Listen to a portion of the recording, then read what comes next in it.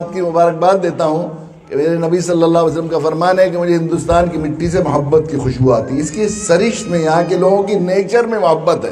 أنا الابن الذي يلقى عطاء أبويه بالبر.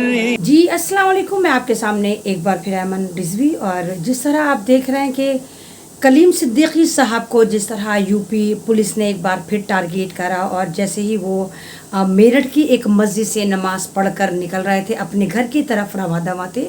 ان کا جو ایک آبائی وطن ہے، آبائی گاؤں ہے، وہ مظفر نگر کے پاس ایک چھوٹا سا گاؤں ہے پھلت، وہ وہاں پر رہتے ہیں. تو نماز کا ٹائم تھا تو میرٹھ میں انہوں نے نماز ادا کری.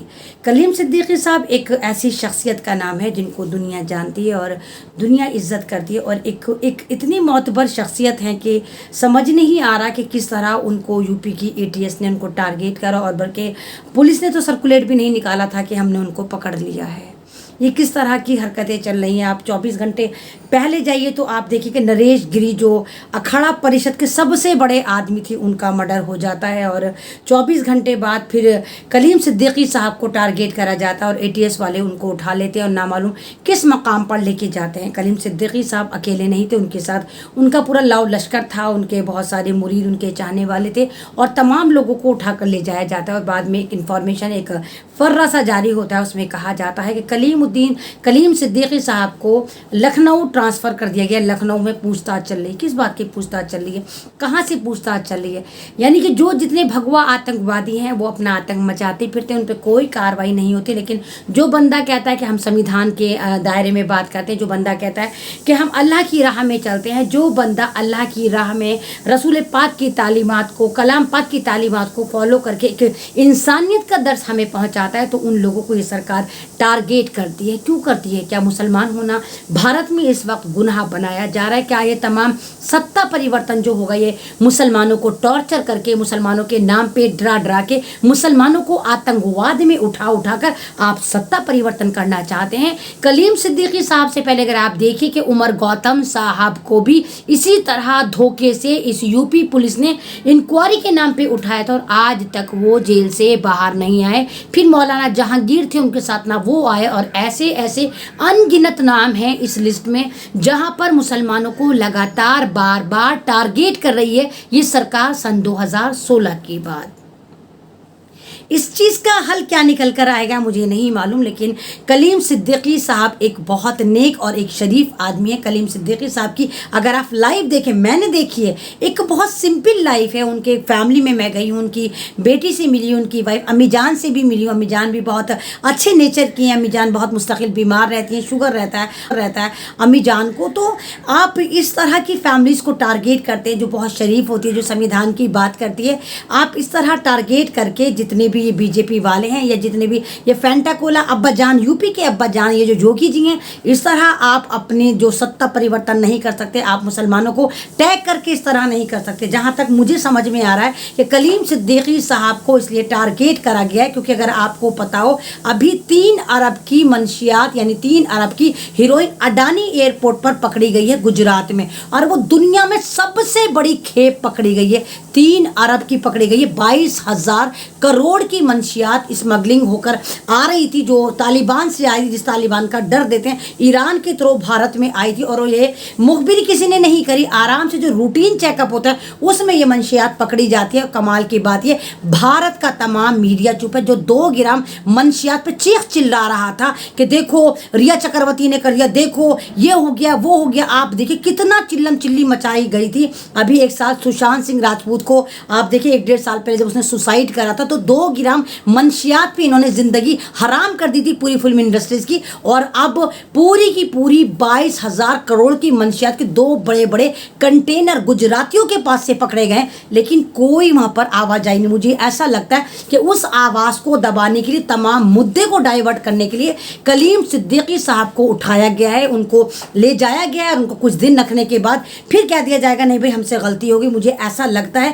کہ دماغ ڈائیورٹ کرنے کے لیے کرا گیا. لیکن سوال یہ اٹھتا ہے کہ دماغ ڈائیورٹ کرنے کے لیے بھی کیا مسلمانوں کو ہی ہمیشہ چگا بنایا جائے گا؟ کیا مسلمانوں کے رہنماؤں کو ہی چگا بنایا جائے گا؟ اب تو مسلمانوں کو بھی کہنا شاید فضول ہوگا. اب تو یہ کہا جائے کہ یو پی میں جس طرح سے مہنتوں کی، سنتوں کی ہتیا ہو رہی، پنڈتوں کی ہتیا ہو رہی، ان 6 سالوں میں 38 بڑے 38 बड़े मेहनतों को यूपी में या तो कत्ल कर दिया गया या उनको ऐसी जगह अटैक कर दिया गया, किडनैप करवा दिया गया कि उनका कोई पता नहीं है। यानी कि हमेशा ये जो सरकार है धर्म गुरुओं को टारगेट कर रही है, चाहे वो मुस्लिम धर्म गुरु हो, चाहे वो हिंदू धर्म गुरु हो, चाहे वो कैथलिक धर्म गुरु हो, उनको टारगेट कर करके उनको जेलों की जीनत बना रही है और एक तरह का डर जो है वो समाज में पैदा करना चाहती है। कलीम सिद्दीक साहब एक निहायती नेक ईमानदार आदमी और वो उम्र के अपने आखिरी पड़ाव में बहुत अच्छे इंसान हैं। हमेशा बात करते हैं, सादगी की बात करते हैं, हमेशा बात करते हैं कि अल्लाह से डरो, अल्लाह के अहकामात को फॉलो करो, अल्लाह जो कहता है सादगी पसंद बनो, फजूल खर्ची को छोड़ो। ऐसे बंदे को अगर ATS वाले पकड़ कर ले जाते हैं कि भाई ये आतंकवाद फैला रहे थे, जबरन धर्म परिवर्तन करा रहे थे, तो ये एक अपने अंदर एक हमारे ऊपर तमाचा। कलीम सिद्दीक साहब एक निहायती नेक ईमानदार आदमी और वो उम्र के अपने आखिरी पड़ाव में बहुत अच्छे इंसान हैं। हमेशा बात करते हैं, सादगी की बात करते हैं, हमेशा बात करते हैं कि अल्लाह से डरो, अल्लाह के अहकामात को फॉलो करो, अल्लाह जो कहता है सादगी पसंद बनो, फजूल खर्ची को छोड़ो। ऐसे बंदे को अगर ATS वाले पकड़ कर ले जाते हैं कि भाई ये आतंकवाद फैला रहे थे, जबरन धर्म परिवर्तन करा रहे थे, तो ये एक अपने अंदर एक हमारे ऊपर तमाचा है, हमारे समाज के ऊपर तमाचा है, हमारे भारत के ऊपर तमाचा है कि जो इंसान, जो रहनुमा हमें रहनुमाई कर रहा है, हमें सादगी की तरफ लेकर जा रहा है, हमें फजूल खर्ची से बचा रहा है, उसको अगर आप आतंकवाद में लिप्त करके शामिल करके उनको उठा लेती हैं और ज़बरदस्ती इन पे उल्टी सीधी दिफाएं लगाकर ये कह देते हैं कि धर्म परिवर्तन करा रहे थे। अरे एक केस निकाल के लेकर आइए कि एक बंदा कह दे कि कलीम सिद्दीकी साहब ने एक भी बंदे को ज़बरदस्ती धर्म परिवर्तन कराया हो। एक भी बंदा तो यह आज तक उमर गौतम का नहीं लेकर आए। उमर गौतम साहब पर भी यही इल्ज़ाम था, वहाँ भी एक चवन्नी का सबूत नहीं जुटा पाए। तो ये किस तरह की पॉलिटिक्स कर रहा है कि सिर्फ मुसलमान समाज को टारगेट करके, पंडित समाज को टारगेट करके, दलित समाज को टारगेट करके भारत की इन्होंने जो ऐसी तैसी मार रखी। इस तरह नहीं होगा, इनको जवाब देना पड़ेगा। आप तमाम लोगों को यूनाइटेड होकर एक ही प्लेटफॉर्म पर आना पड़ेगा। ना हम हिंदू हैं, ना हम मुसलमान हैं, सबसे पहले हम भारतीय, हमें आदियानी, कादियानी, देवबंदी, शिया, सुन्नी, बरेलवी के शहर से, उसके जादू से हमें निकलकर एक ही प्लेटफॉर्म पर आना पड़ेगा कि ये हमारे अपने हैं, ये हमारे लीडर हैं और इनके साथ अगर गलत होता है तो हम तमाम लोगों को प्लेटफॉर्म पर आकर अपने अपने तरीके से एहतजाज करना पड़ेगा, ताकि कलीम सिद्दीकी साहब जैसे रहनुमाओं को, ऐसे लीडरों को हम इनके चुंगल से निकाल कर लेकर आए और इनको सिक्योर करें और सरकार से इस बात की भी श्योरिटी लें कि आइंदा हमारे रहनुमाओं पे हाथ डालते हुए आपको 100 बार सोचना होगा। एकदम से ही आप किसी को भी पकड़ लेते हैं, कोई तो तैयारी होती है, कोई नोटिस मिलता होगा, एकदम से आपने उनको मेरठ में उस वक्त पकड़ लिया जब वो ईशा की नमाज पढ़कर मस्जिद से निकल के अपने घर, अपने आबाई गांव फुलत की तरफ जा रहे थे।